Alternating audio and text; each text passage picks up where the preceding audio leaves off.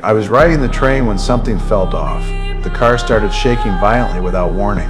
A deep sense of dread rushed through me. Not long after, the train derailed. The crash turned into a devastating disaster. Back in Philadelphia, my son saw the news. When I woke up again, I was in a hospital bed. The doctors were stunned. Out of everyone on that train, I was the only survivor. Every passenger and crew member died violently. What made it even stranger was my condition.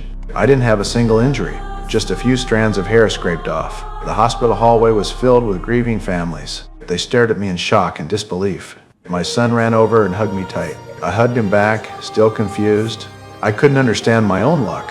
Such a massive disaster, and I walked away untouched. That thought filled me with fear instead of relief. Soon after, the city held a grand funeral. After the ceremony, I found a card on my windshield. There was only one sentence on it.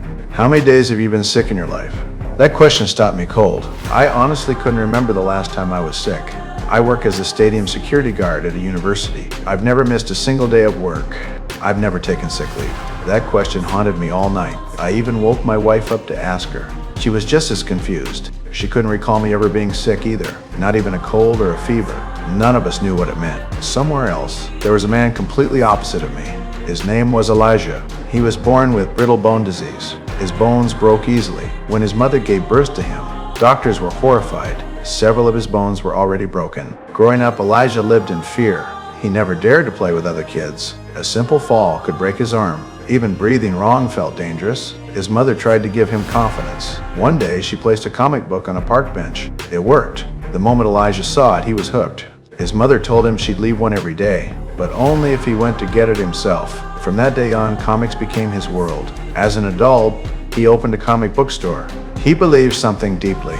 If someone as weak as him existed, then the opposite must exist too. Someone who never gets sick, someone who never gets hurt, someone who survives disasters untouched. That was the person he spent his life searching for. The card on my car was from him. He thought I might be that man, so I brought my son to his comic store. The card gave him away. Elijah didn't waste time. He asked if I'd ever been injured. I said I couldn't remember. At least not in recent years. That wasn't enough for him. Then my son spoke up. He said I'd been in a car accident before, and that it ended my football dreams. That meant I wasn't the one Elijah was looking for. Elijah had spent his life in hospitals. Endless fractures, endless pain. Comics were his escape. To him, comics carried philosophy. Just like ancient civilizations used images to pass down knowledge, comics were a form of truth. If extreme weakness existed, then extreme strength must exist as well. That was his logic.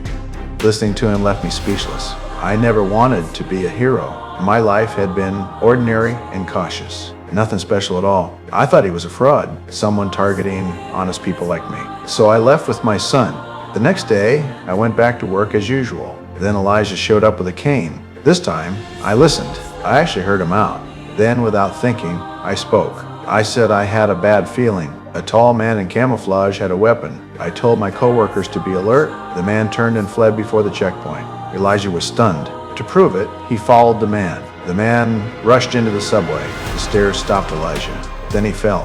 But that fall confirmed everything. A black-handled silver gun was hidden at the man's waist.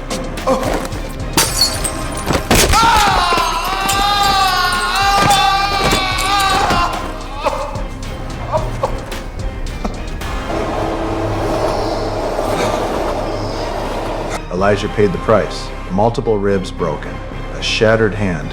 His right leg crushed in 14 places. He'd be in a wheelchair for months. Crutches for over a year. Physical therapy for nearly a year. My son believed it completely. He believed I was a superhero. To force the truth out of me, he took my gun in secret. He planned to shoot me, just to see if I was truly unbreakable. I'll show you.